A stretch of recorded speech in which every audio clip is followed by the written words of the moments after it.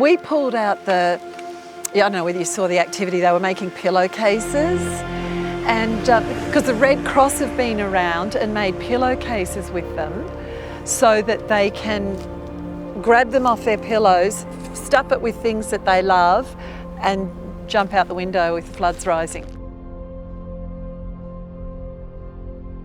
So that's what they thought of pillowcases, something to save your stuff.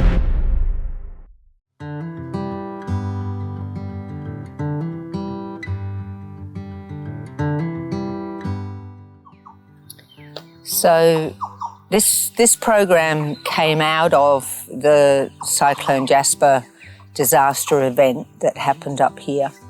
What was identified really early on was that the kids and the young people were kind of being left behind. Brainstormed that idea, talked to the Elders Justice group here from Wujal, and came up with this idea about giving the children a voice. So that's the Kuku Balkal Kaykayanda project, means we are giving the children a voice. When you are being creative, when you enter into that world of the imagination, you go into another zone. The beta brainwave that you go into actually helps you express what you're feeling. Recently, we've been running a pottery workshop in Cooktown again as part of this creative recovery process. And one of the participants said, I can put all my anger into this pot. You know, I can just throw it in, I can just pour it in there. And that's why that creative process is so important. You're making something, you're doing something, and doing is good for the soul. We want to run activities for at least a year to support these young people and children through their healing process. And that is really important. It's not just a one-off. Yes, we've brought Tamara and Talia and Kirsty, beautiful women with amazing skills here to Wujal today. But this isn't just a one-off, it's the beginning of a relationship. And it's beautiful to see them connecting with their aunties and their grannies that are here, as well as those little kids. So to build resilience in the community, it's really important to bring people together in a safe place. To see what was happening here today with the old ladies sitting down with the children and the musician and dancer, talking about what happened, the stories that were coming out about the butterfly and the birds, how they were flying low before the storm. So these stories, this project is giving people that chance to tell that story, but then have the story fed back to them. So to tell the story of how it started raining, and then the rain started, it got heavier and heavier, and then the flood came. At 2 o'clock in the morning, they were knocking on each other's doors saying, we've got to leave, we've got to leave. And one of the young women yesterday asked the old ladies, have you got any stories of a flood like this from before? Because oral histories were handed down over thousands of years. There was always storytellers. And the old ladies went, no, there's no stories from here of having a flood ever like this before. So this is a new story, and they're really keen to record that story. And this is a really good start, is to not only to get it on film, but to get those songs recorded and create these dances. This is new culture. Yeah, this is a new dance, a new song, but it's still part of that song line that's been coming down over thousands of generations.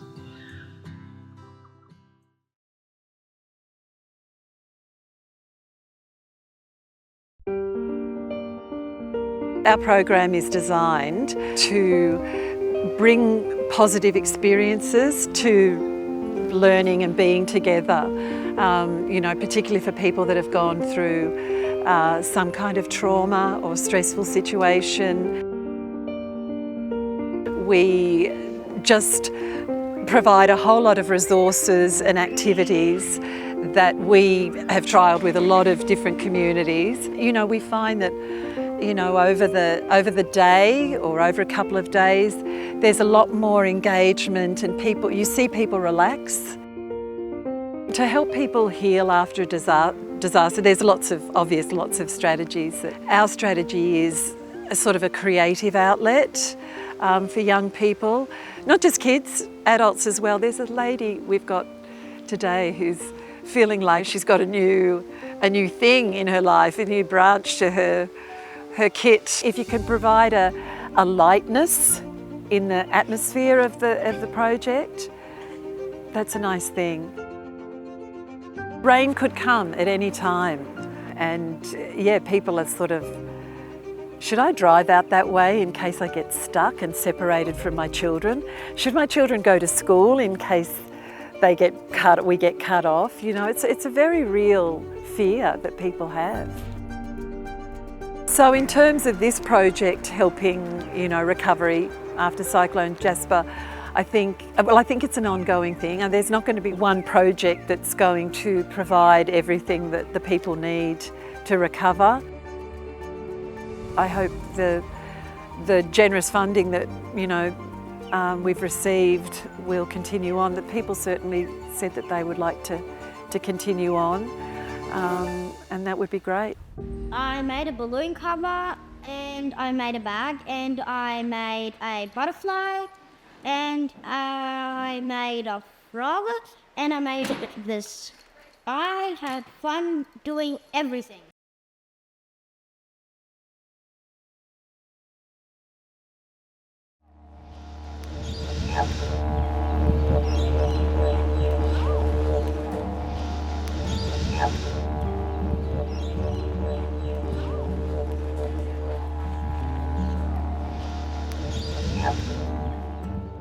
Using art as an engagement tool for young people brings fun, brings a fun environment for young people. It engages people, it opens up their mind and helps young people distract from other traumas in their life and gives them a creative outlet to experience new things. Art and culture are a key factor in helping support healing, especially in communities where healing can be difficult to get support for or can be a difficult thing to discuss. Art can be a massive help in terms of allowing you to express yourself, and culturally it's really important as well. We use art in a lot of our cultural activities that we do. Yeah, it's just really important for the youth and creating that foundation for resilience and recovery. It's been awesome response from the community, the youth especially.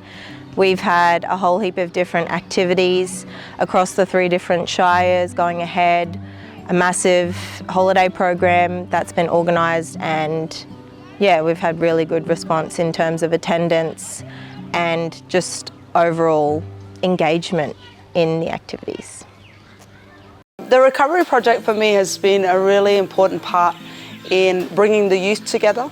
Not only the youth, but also the elders, the younger generation, and also children, to reflect and to have a look at what's happened within our region here on Kuku Balkal country in Mossman since the cyclone and also since the devastating floods that came through.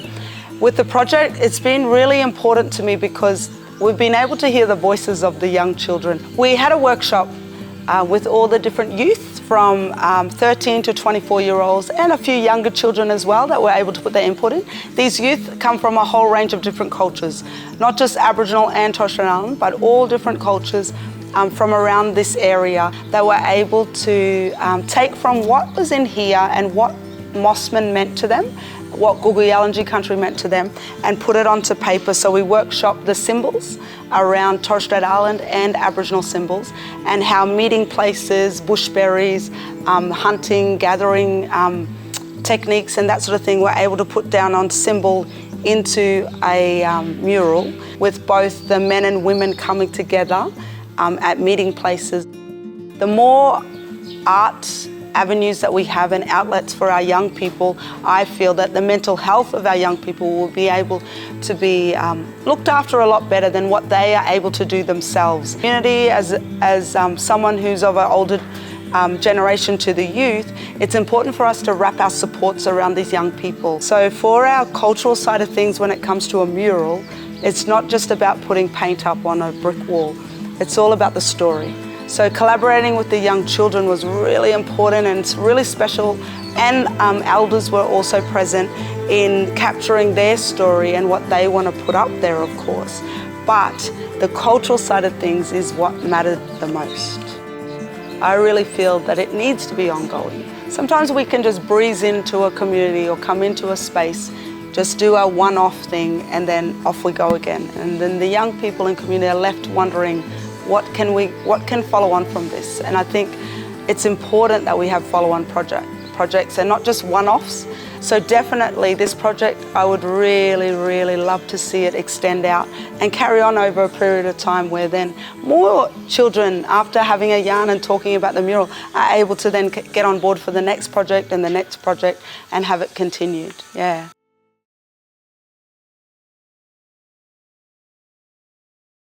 So the Circa workshop today helps young people work through the trauma from, say, Cyclone Jasper early in the year by encouraging them to express themselves in a safe environment. So they work on their self-confidence, their self-esteem, but also building that resilience. So in today's workshop, the Circa Cairns facilitators will be teaching the young people a number of different acrobatics routines and moves, I suppose you could call them. So they'll be using the mats just behind the camera over there. They'll be using a trampoline, hula hoops, and a number of different items to not only build on their self-confidence and self-esteem and resilience, but also learn what it's like to be in that industry and what it might be like to work in that field. There's a lot of trust building in the exercises, so you might be spotting someone, you might be pairing up with somebody to do some acrobatic, moves, and there is a lot of trust involved, and that's built up over time through the workshops as well. I think I've seen friends become much closer. So there's definitely been a change in how they're working with each other, their communication with each other, and coming back to trust, their trust as well in each other. No, I'd absolutely love to see this project continue and come back. It's been amazing for the young people, and yeah, it's definitely something that we need long term. It's not, as some might say, there's no quick fix.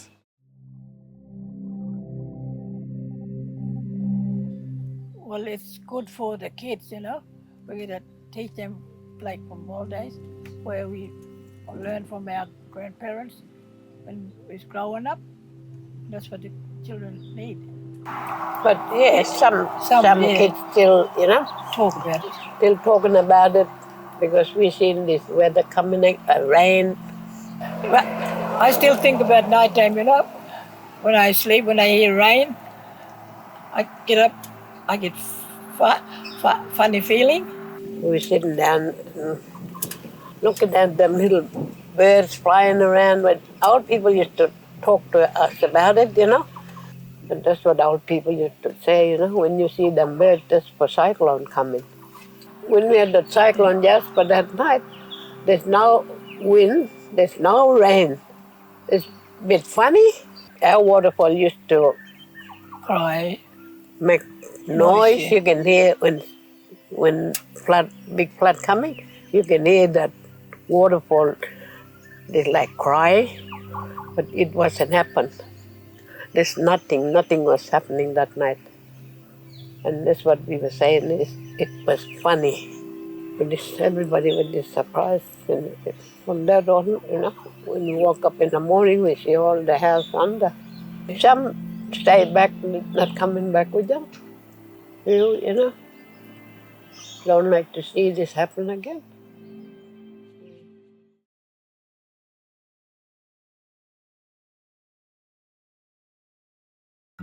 So I guess for this project, it's an opportunity to be on country for one, and with my own, Kuku Balkal Kaykayanda, and I guess being on country and with my own bummer means that it's a close to home, really meaningful project to be a part of.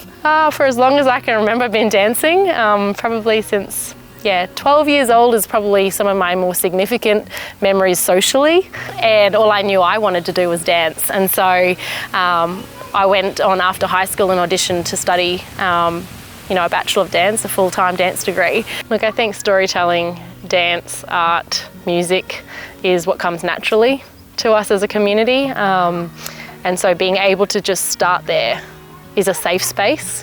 I guess when we first started, you got everyone sitting back a little bit observant, wanting to be involved, but maybe not quite ready. But as soon as you say, come join, come sit with us, one by one they join in, and it's really nice just to see that gradual process of breaking down the barriers of shame and getting a little more confident and comfortable in being a bit more creative together.